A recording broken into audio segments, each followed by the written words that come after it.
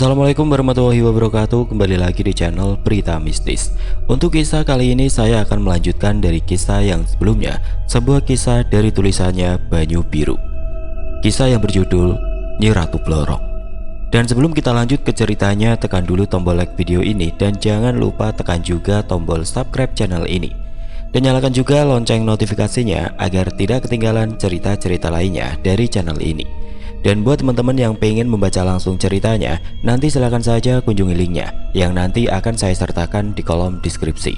Dan seperti apa untuk kelanjutan dari kisah ini, langsung saja kita masuk ke ceritanya.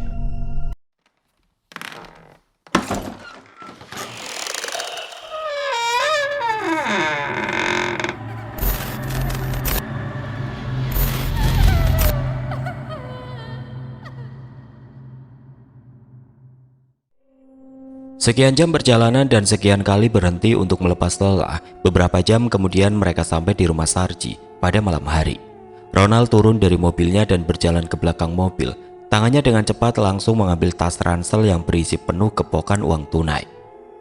Setelah mengambil beberapa kepok, ia berjalan menemui Sarji yang masih di samping mobil dan memberikan uangnya kepada Sarji.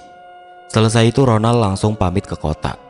Rencananya ia menginap di hotel karena pagi hari Ronald harus belanja dalam jumlah besar untuk menyuplai toko bangunannya dan beberapa toko bangunan di daerahnya. Sarji dan Udin masih berdiri di halaman rumahnya. Sarji sendiri yang habis mendapat pinjaman dari Ronald menepati janjinya kepada Udin. Saat mereka berjalan menuju rumah masing-masing, Sarji langsung memberikan uang pinjaman kepada Udin. Tapi dengan perjanjian Udin yang berhutang kepada Sarji. Setelah itu mereka pulang ke rumah masing-masing. Pagi yang cerah mewarnai rumah Sarji karena ia telah mendapatkan uang banyak meskipun pinjaman. Sarji memberikan sebagian uang kepada istrinya dan meminta persetujuan gudangnya dijadikan kamar khusus untuk ritualnya. Dengan berbagai alasan serta bujuk rayunya, akhirnya ia mendapat persetujuan sang istri juga. Selanjutnya ia beralih menemui kedua orang tuanya yang sedang duduk-duduk di belakang rumah. Dengan basa-basi sebentar sambil Sarji memberikan uang kepada ayah dan ibunya.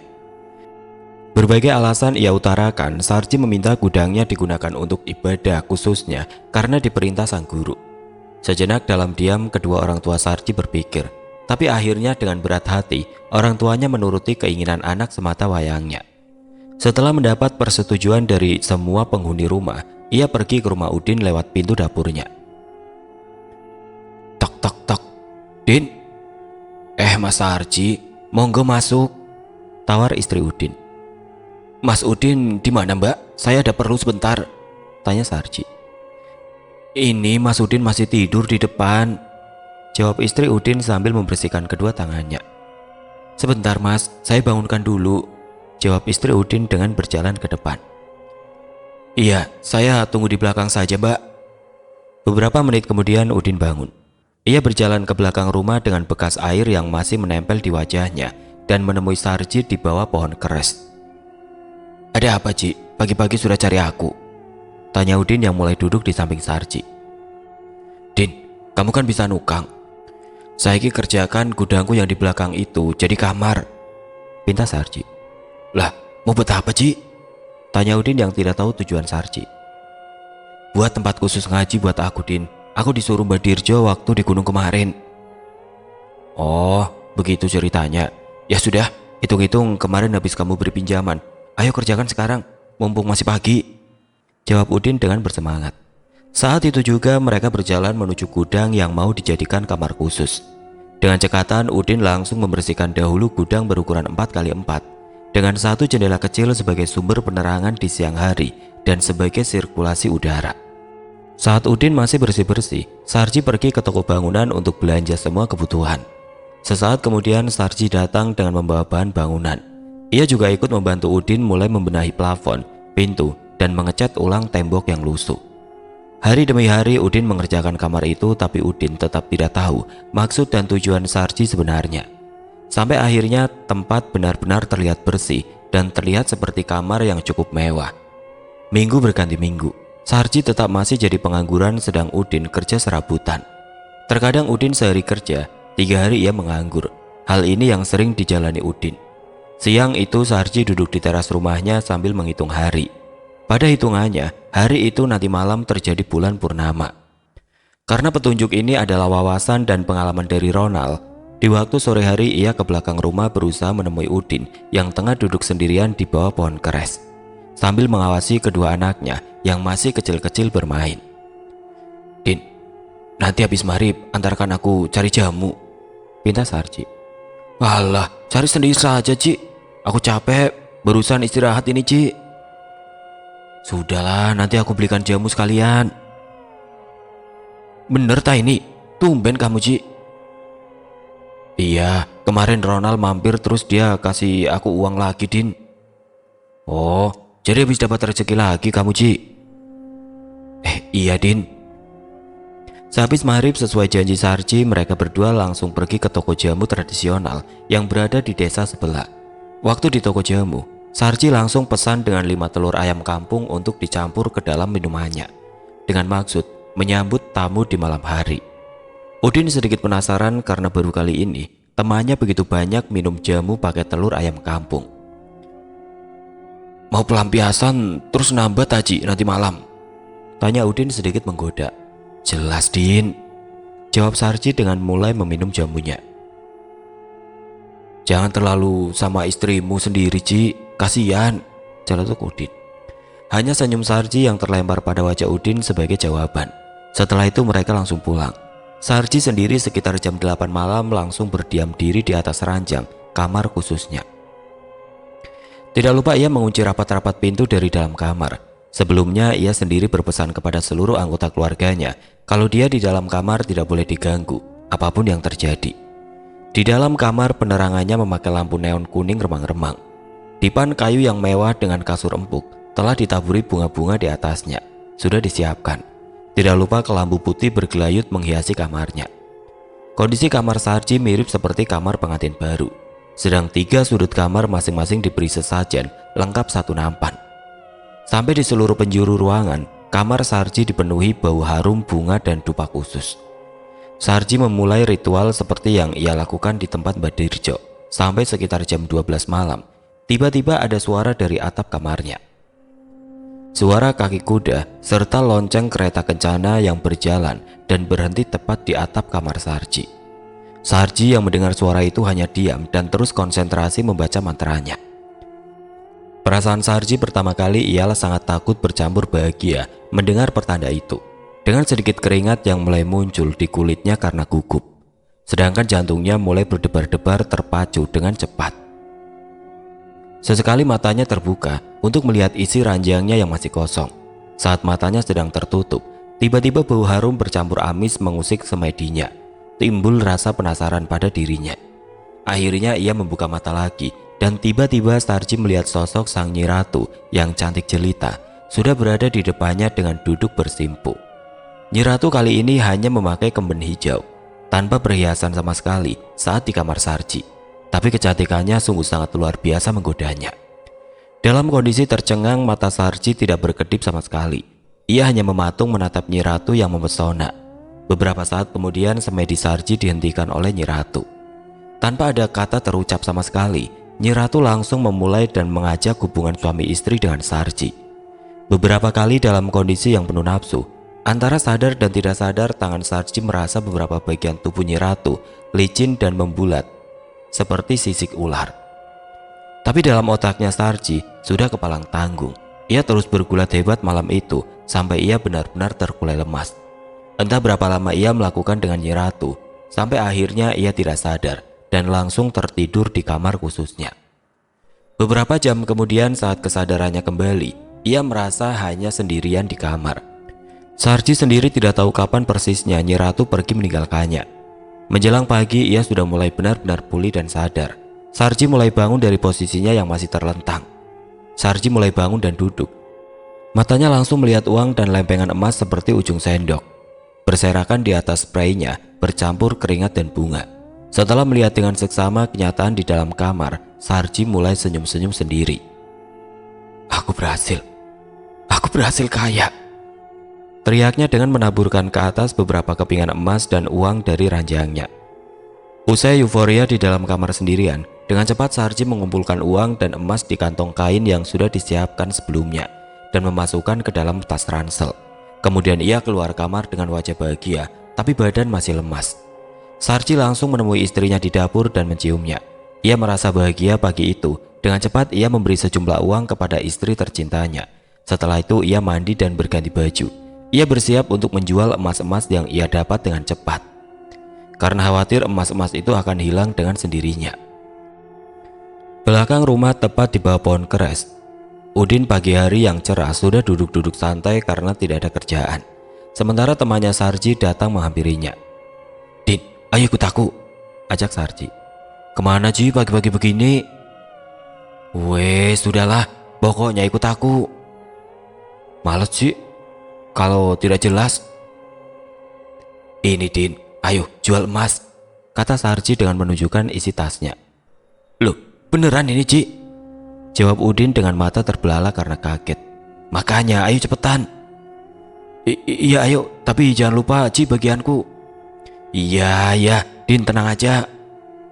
Pagi itu mereka bergegas berangkat ke juragan toko emas yang berada di kota. Mereka membawa sepeda ontel penuh karat. Karena sepeda itu kendaraan satu-satunya yang dimiliki Udin, dan Sarji dibonceng di belakangnya. Jarak ditempuh memang jauh, sampai nafas Udin tersegal-segal meski jalan sebagian sudah beraspal. Sampai di tempat sang juragan, pembeli emas itu tidak mempertanyakan dan curiga dari mana asal emas tersebut. Juragan emas dengan cepat juga langsung menghitung dan membayar kepada Sarji dengan uang cash. Sarji yang senang bukan kepalang langsung memasukkan uangnya ke tas ranselnya. Dirasa transaksi sudah selesai, ia mengajak Udin cepat kembali pulang. Di tengah perjalanan ia melihat showroom sepeda motor. Merasa sudah punya uang, akhirnya ia mampir dan membelikan motor dari hasil penjualan emasnya. Sarji pulang dengan membawa motor perdananya, sedang Udin tetap mengayuh sepedanya sampai rumah. Udin yang merasa dapat bagian setelah menaruh sepedanya, ia langsung ke rumah Sarji. Udin dengan cepat langsung duduk di ruang tamu Sarji sambil menunggu temannya keluar dari kamar. Waktu itu kamar terbuka, terlihat wajah Sarji dan senyumnya bahagia mengembang.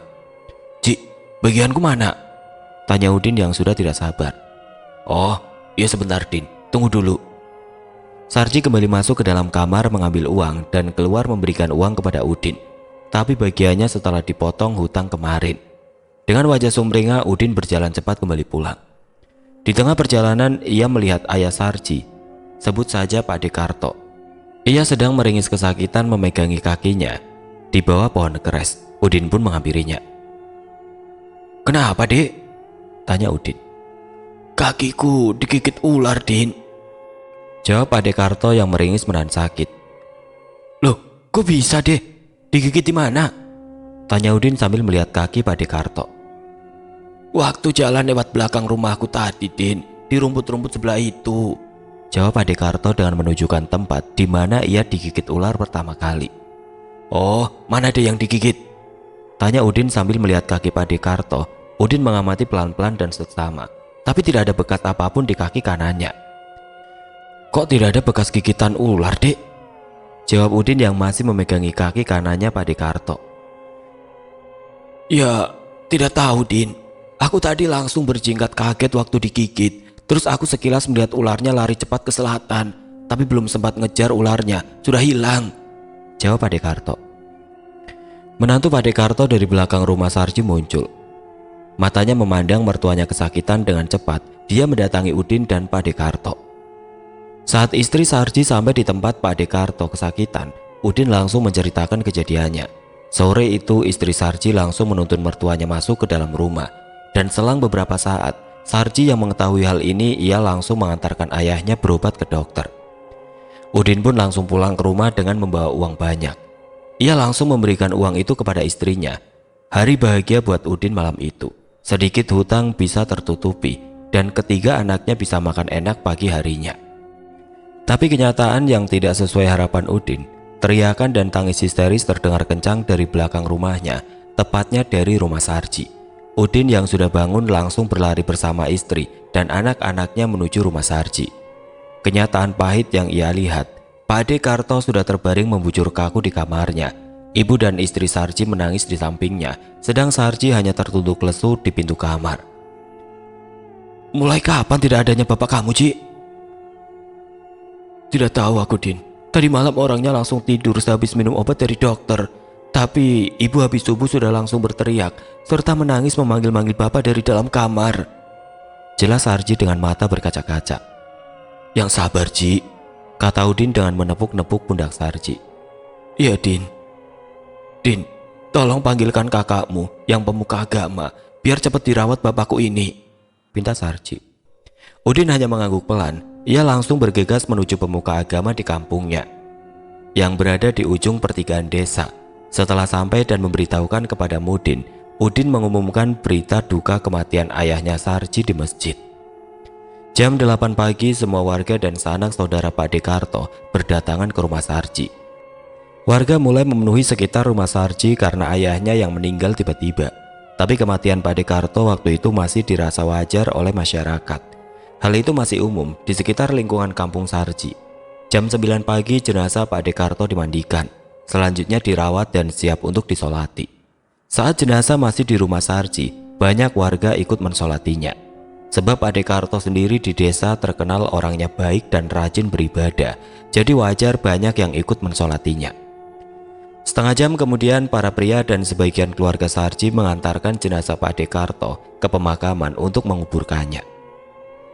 Beberapa saat acara pemakaman selesai, Udin dan kakaknya Mudin berjalan keluar pemakaman.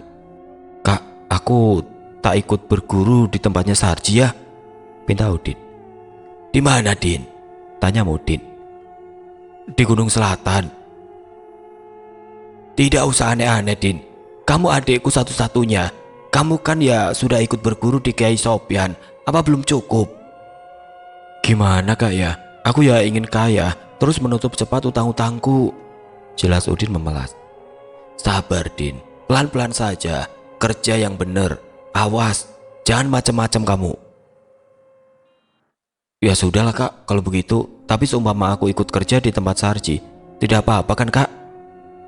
Ya nggak apa-apa, Din. Yang penting kerja beneran dan halal. Ya sudah kak, kalau gitu terima kasih, jawab Udin pasrah karena harus patuh kepada sang kakaknya. Hari itu ditutup dengan kesedihan mendalam bagi keluarga Sarji. Udin dan Mudin pulang ke rumah masing-masing. Seperti pada umumnya, setelah ada orang meninggal, di kampung sehabis maghrib acara keagamaan diadakan di rumah duka. Malam itu Udin membantu keluarga Sarji dengan mulai menyiapkan perlengkapan acara sampai beres-beres selepas acara keagamaan, serta duduk sejenak ikut menemani dan menemui tamu-tamu Sarji yang datang di malam hari. Sekitar jam 12 malam ia pulang untuk tidur. Dikarenakan 3 anaknya tidur satu ranjang bersama istrinya, Udin memutuskan untuk tidur sendirian. Udin merebahkan tubuhnya di kursi bambu panjang yang berada di ruang tamu. Malam itu Udin yang baru beberapa jam memejamkan mata bermimpi bertemu Pak Dekarto. Udin melihat Pak Dekarto sendirian di tanah lapang yang luas dan sepi. Ia yang masih terbungkus kain kafan sedang dililit ular hitam dan besar. Suara rintihan dan jerit kesakitan seakan memenuhi padang yang luas itu. Din, tolong Pak Dile, pinta dan tangis Pak Dekarto yang menyedihkan. Dan suara tulang-tulangnya seperti remuk dililit dengan kencang oleh ular hitam besar itu. Udin hanya terdiam. Dia tidak bisa melakukan apapun. Seluruh tubuhnya terasa tidak bisa bergerak sedikit pun. Jantungnya mulai berdegup kencang, serta bibirnya bergetar. Pak De, Pak De, Pak De. Tangannya mencoba bergerak dan kakinya juga ikut mulai berjalan. Perlahan tangan Udin mau meraih tubuh Pak Dekarto yang terlilit ular besar. Mas, bangun, bangun. Suara istri Udin yang membangunkannya. Udin langsung membuka mata dan duduk. Keringat dingin mulai mengucur dari sela-sela kulitnya. Nafasnya masih ngos-ngosan. Perlahan ditenangkan istrinya. Udin hanya duduk termenung dengan tatapan kosong ke bawah. Ia merasa Pak Dekarto sangat nyata dilihatnya barusan. Istrinya Udin berjalan ke dapur mengambil segelas air dan memberikan kepada Udin. Tangan istrinya mulai meminumkan dengan pelan air putih itu sampai habis. Sebenarnya mimpi apa, Pak? Kok sampai berteriak-teriak panggil Pak De? Sampai kaget aku, Pak, tanya istri Udin. Aku mimpi Pak Dekarto dililit ular besar, Bu, kata Udin dengan raut muka sedih dan takut.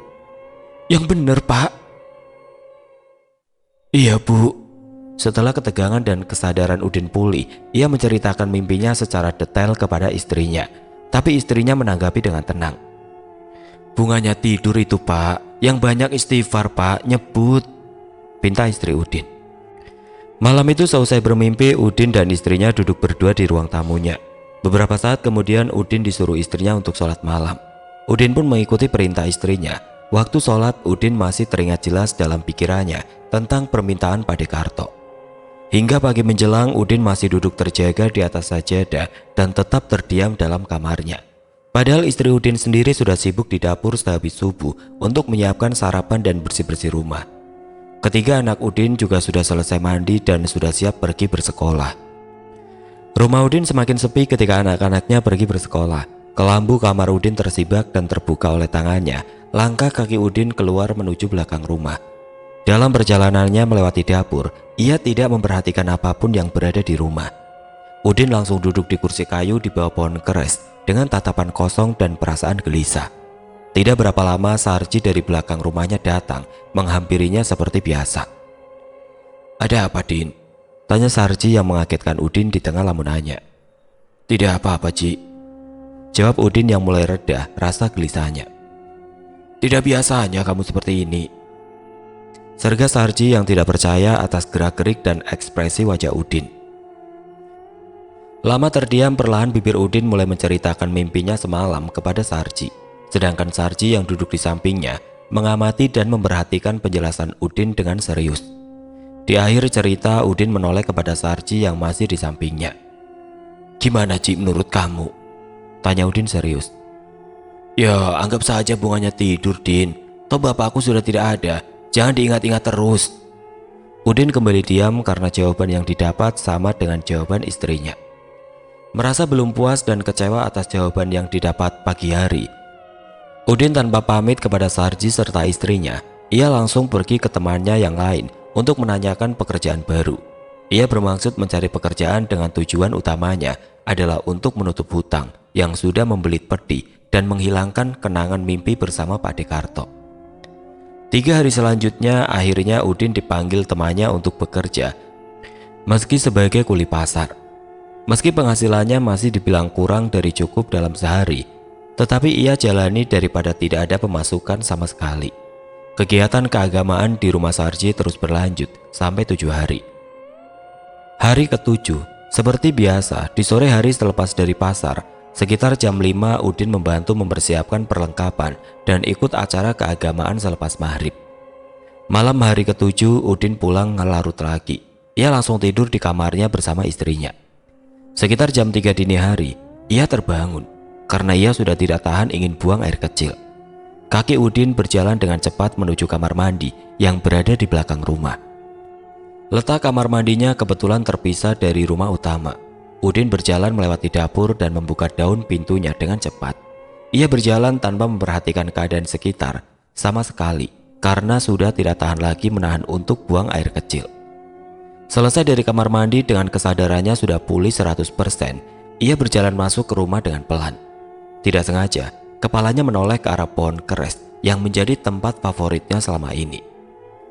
Dari sorot sinar kuning belakang rumah Udin dan Sarji saling bertemu. Nampak sosok Padekarto duduk sendirian dengan wajah menghitam, hidung masih tersumpal kapas, bibir pucat, dan kain kafan sangat lusuh kecoklatan. Keadaan Padekarto yang berdiri menatap Udin sudah menjadi pocong dan kondisinya di seluruh tubuhnya terlihat seperti habis tercapik-capik sesuatu yang tajam.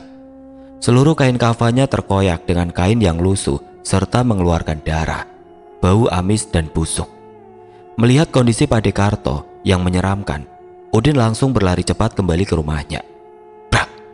Suara pintu dapur yang dibanting Udin tanpa menguncinya kembali. Ia berlari secepat kuda serta membaca doa sebisa-bisanya. Sampai di kamar sempat mengunci daun pintu kamarnya yang terbuat dari triplek. Sampai di kamar Udin langsung membantingkan tubuhnya di ranjang. Tubuh Udin tidur telungkup ikut berdesakan dengan istri dan anaknya tanpa ada kata yang terucap. Istri dan anak-anak Udin pun tidak ada yang bangun atas desakan tubuh Udin. Hanya gerakan tidak sadar anak-anaknya yang memeluknya dari samping. Samar-samar dari belakang rumah Udin ada yang memanggil, Din, Din, Udin, iki Pak Dele, tolong Pak Dele. Udin pun tidak menghiraukan panggilan itu karena ia sadar Pak Dekarto sudah meninggal. Dalam ketakutan sendirian, ia langsung menutup telinganya dengan bantal rapat-rapat. Meski rasa sesak di dada dan bernafas sulit, ia tetap membaca doa atau kalimat apapun sebisanya karena takut. Brak! Suara pintu dapur Udin yang terbanting dan melambai karena belum terkunci. Hembusan angin yang kencang dari dapurnya tiba-tiba ikut masuk ke dalam kamar Udin, melewati sela-sela pintu kamarnya. Udin yang ketakutan tetap berusaha tidur dan membaca doa sebisanya sampai akhirnya ia tertidur dalam ketakutan. Pagi harinya Udin bangun paling akhir. Udin langsung berjalan ke setiap sudut rumah mencari dan memeriksa keberadaan istrinya. Sampai akhirnya Udin menemukan istrinya berjalan masuk dari depan rumah. Istrinya sudah habis mengantar anaknya sekolah dan belanja di warung. Saat istrinya baru berjalan melewati ruang tamu, Udin langsung menghampiri istrinya dan menceritakan yang dia alami tadi malam. Belum selesai Udin bercerita, "Alah Pak, pagi-pagi cerita hantu Pak Dekarto lagi. Sudah cepat berangkat kerja dulu sana Pak. Sudah siang ini loh." Jawab istri Udin yang kesal dan mengomel tidak jelas. Pada dasarnya istri Udin tidak mempercayai hal-hal semacam itu dalam hidupnya. Dengan sedikit amarah, istrinya Udin memintanya untuk banyak-banyak berdoa. Tanpa banyak kata, Udin langsung mandi dan berkemas. Tanpa sarapan pagi, ia langsung menuju pasar. Kuli panggul waktu itu memang banyak saingan, jadi untuk hari ini, Udin tidak mendapat jatah untuk membawa barang, karena Udin juga berangkatnya sudah siang. Dengan langkah sedih, Udin bukannya pulang malah pergi ke warung langganan. Ia kembali mencatat hutangnya dan tidak peduli berapa banyak lagi hutangnya sudah menumpuk. Sedang para pengunjung yang lain tahu akan keadaan Udin memandangnya dengan tatapan sinis. Tapi Udin tidak memperdulikan bisikan dan pandangan miring terhadapnya. Karena di sisi lain pikiran Udin sudah berat dan kalut. Ia hanya ingin sejenak melepas kepenatan dalam hidupnya di warung kesayangan. Sesaat baru duduk di dalam warung, kakaknya yang sebagai modin datang, yang lewat depan warung langsung menghampirinya. Karena tahu ada adiknya yang duduk menyendiri di dalam. Setelah bersalaman dan menanyakan kabar tanpa basa-basi, Udin langsung menceritakan kejadian yang dialaminya semalam. Udin siang itu yang masih sedikit takut langsung diberi doa sama Mudin agar tidak diganggu lagi sama hantu Pak Dekarto. Dengan kesibukan Mudin saat itu, ia tidak bisa lama-lama menemani adiknya di warung. Siang itu juga Mudin yang sudah ada janji dengan warga memutuskan beranjak pergi meninggalkan Udin duduk sendirian. Sekian lama dia duduk selonjoran sendirian dan bermain angan-angannya bersama rokoknya sisa semalam tinggal separuh. Waktu siang beranjak ke sore hari. Teman karibnya datang menyusulnya ke warung. Udin masih terdiam sendiri di dalam lamunannya. Tiba-tiba Udin dikagetkan tepukan tangan di pundaknya. "Kenapa kamu Din ngelamun aja?" tanya Sarji yang ikut duduk di sampingnya. Kamu Ci, ngagetin aja," jawab Udin yang mulai membenarkan posisi duduknya dari selonjoran. "Dari mana kamu?" tanya Udin. "Dari nyariin kamu, Din." "Memang kamu kalau tidak ketemu saya seharian saja kangen ya?" goda Udin dengan kesal. Bisa saja kamu ini, Din." Obrolan mereka pun berlanjut. Sarji tahu apa yang dipikirkan Udin. "Sudah, tenang saja. Kalau butuh uang bicara saja, jangan seperti ini." "Iya, Ci," jawab Udin. Sarji sore itu menghibur Udin. Candaan Sarji yang jenaka membuat Udin sendiri cukup terhibur dan melupakan beban hidupnya. Tapi di saat kebersamaan yang akrab itu, Udin enggan untuk menceritakan kejadian semalam kepada Sarji. Khawatir Sarji akan berburuk sangka kepadanya. Selanjutnya Udin dan Sarji melanjutkan canda tawa sampai sore hari. Menjelang maghrib mereka pulang bersama ke rumah. Sarji yang membayar makan dan minumnya Udin. Saat sampai di rumah tidak lupa Sarji membantu Udin lagi dengan memberikan sejumlah uang untuk kebutuhan keluarga Udin. Hari berganti minggu. Udin sudah tidak mendapat gangguan lagi dari hantu Pak Dekarto. Bulan purnama kedua datang menyambut. Sarji melakukan hal seperti malam purnama pertama dengan Nyi Ratu Blorong. Paginya juga ia pergi menjual hasil jeripayahnya tetap bersama Udin. Setelah mendapatkan uang, Sarji juga memberikan bagian kepada Udin meski tambah sedikit bagiannya. Hari terus berjalan. Di saat menjelang 40 harinya Pak Dekarto, Pagi yang masih buta, Ronald datang ke rumah Sarji. Seperti biasa, ia bertamu kepada kawan seperguruan dan menagih uang kepada Sarji. Si tuan rumah sendiri pun sudah menyiapkan sejumlah uang untuk melunasi hutangnya kepada Ronald. Bahkan dalam 2 bulan, Sarji sudah mampu melunasi hutang-hutangnya di tempat lain.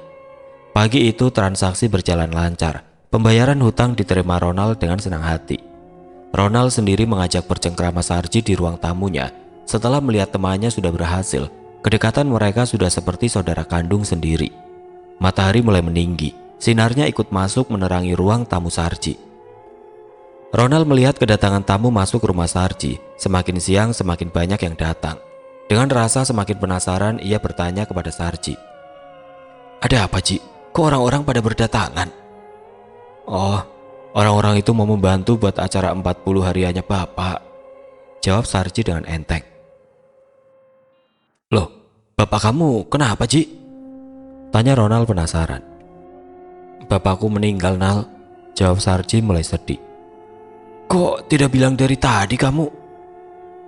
"Alah, buat apa, Nal? Penting kamu sekarang sudah tahu sendiri kan? Sudah beres," kata Sarji. "Sama, Ji, istriku habis meninggal. Kemarin habis 7 hariannya," kata Ronald serta menekuk wajahnya ke bawah. "Masa, Nal? Erna istrimu itu meninggal? Kenapa, Nal?" "Kecelakaan, Ji." Selanjutnya Ronald menjelaskan panjang lebar dan detail perihal kronologi istrinya Ronald meninggal. Sedangkan Sarji menyambung cerita Ronald dengan cerita bapaknya sendiri yang meninggal. Mereka berdua merasa sedih karena ada kesamaan dalam nasib yang hampir bersamaan. Tapi ada sesuatu hal dari Sarji dan Ronald yang masing-masing disembunyikan. Mereka pun tidak mau terbuka seutuhnya tentang masalah kematian anggota keluarganya. Di akhir pertemuan, Ronald menawarkan kerjasama kepada Sarji untuk usaha. Perlahan Ronald membujuk Sarji melakukan hal itu agar kekayaan Sarji yang didapat secara singkat dari Nyi Ratu tidak menimbulkan kecurigaan di mata masyarakat. Sarji yang habis mendengar tawaran Ronald tanpa pikir panjang mengiyakan kerjasama tersebut. Ia berpikir ada benarnya juga pendapat dan tawaran Ronald. Mereka berdua sepakat kerjasama akan dimulai minggu depan. Karena Sarji sendiri sudah punya gambaran toko dan gudang yang siap disewa. Besoknya, Sarji mengajak Udin pergi untuk menemui serta bernegosiasi dengan pemilik toko dan gudang. Setelah bertemu di rumah pemiliknya, perdebatan panjang tawar-menawar sewa antara Sarji dan pemilik sangat lama. Sampai akhirnya sore hari kesepakatan tercapai. Udin yang masih kerja kuli panggul di pasar ditunjuk oleh Sarji untuk mengelola usaha tersebut. Dengan senang hati Udin menerimanya dan pensiun jadi kuli panggul hari itu juga. Keesokan hari Udin membersihkan toko dan gudang dibantu para pekerja lain. Sarji sendiri pergi bersama Ronald untuk belanja mengisi toko dan gudangnya. Sebagian isi toko Sarji barangnya dipasok oleh Ronald, mulai besi, semen, cat, dan barang yang bersifat fabrikasi. Tidak begitu lama toko Sarji seminggu kemudian dibuka. Di awal pembukaan langsung ramai pengunjung karena toko Sarji terbilang besar. Karena juga di tempat Sarji masih jarang toko bangunan yang serba lengkap serta tempatnya yang terbilang strategis. Usaha yang pada awalnya hanya sebagai topeng dengan berjalannya waktu, kini benar-benar berjalan di luar dugaannya. Bulan demi bulan, purnama demi purnama telah dilewati Sarji. Pundi-pundi kekayaan semakin meningkat pesat. Kebahagiaan di tahun pertama keluarga Sarji semakin terlihat. Mulai dari merenovasi rumahnya dan membuat garasi kendaraan pribadinya yang besar serta mewah. Sarji juga membeli kendaraan roda 2, roda 4, dan roda 6. Begitu juga tanah-tanahnya semakin bertambah. Sarji juga membeli beberapa sawah di daerahnya. Dengan bertambahnya semua itu, Udin selaku orang kepercayaannya tetap mengelola semua harta Sarji. Menumpuknya beban Udin, gaji yang ia dapat juga semakin besar, sampai akhirnya ia bisa melunasi semua hutang-hutangnya. Dengan kesuksesan Sarji, sikap Udin selama itu juga tidak menaruh kecurigaan apapun kepadanya. Karena setahu Udin selama ini, Sarji masih bertingkah normal. Udin beranggapan bahwa Sarji selama itu hanya melakukan amalan yang dikasih Mbak Dirjo. Sedangkan kematian bapaknya Sarji sudah terlupakan oleh harta yang datang tiba-tiba serta melimpah. Tapi ibunya masih belum bisa melupakan Pak Dekarto. Dan istri Sarji juga sampai saat itu juga masih belum dikaruniai anak. Selepas bulan purnama ke-13, Ibu Sarji atau Bude Karto tidak seperti biasanya. Pagi hari selepas sholat subuh, ia memasak di dapur sendirian.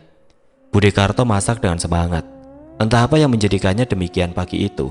Pertama, Bude menanak nasi terlebih dahulu. Sambil menunggu nasi matang, Bude Karto mulai memasak sayur. Bude Karto mengambil sayur sop yang sudah tersedia di lemari dapur ke lantai dekat pintu. Perlahan dia duduk di bawah bersiap mengupas kulit kentang. Ia dengan perlahan dan hati-hati mengupas, memotong wortel dan kentang kecil-kecil di atas talenan kayu. Di tengah-tengah kegiatannya memotong semua sayuran yang hampir selesai, ada ular kecil hitam mendatanginya dari bawah sela-sela pintu sampingnya. Spontan Bude Karto yang kebetulan melihatnya dengan cepat mendatangi ular kecil itu. Bude Karto yang sudah membawa pisau melekat di genggamannya, tanpa berpikir panjang, dia langsung mencincangnya jadi kecil-kecil seperti potongan sayur. Melihat ular kecil sudah mati, Bude Karto mengumpulkan potongan tubuh ular itu dengan sapu lidi. Dengan segera ia memasukkan ke kantong plastik hitam dan membuangnya di belakang rumah. Tepatnya, sampah ular itu masuk di rimbunan semak-semak rumput yang agak tinggi. Tapi tidak berapa lama potongan-potongan ular memanjang, membentuk kepala dan ekor kembali. Dari sekian banyak bagian potongan, akhirnya menjadi ular kecil yang utuh seperti sedia kala. Ular yang kembali hidup mendatangi Bude Karto dengan cepat di dapur.